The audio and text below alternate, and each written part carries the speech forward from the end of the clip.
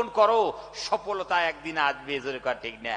ভাইরা আমার, আমাদের বুঝে আসে না।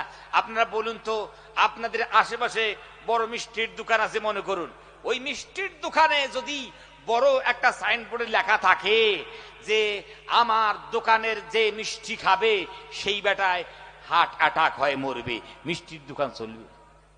আওয়াজ দেন না আপনারা কেন? চলবে?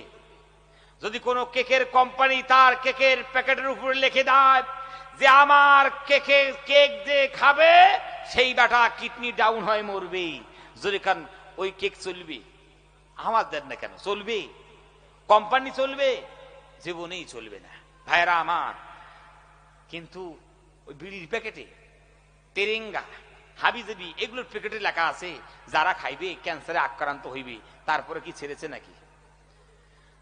এই লেখার পর মানুষ যে হারে খাওয়া শুরু করেছে, একখানা ছবি দিল, দেয় নেই, আপনারা দেখবেন।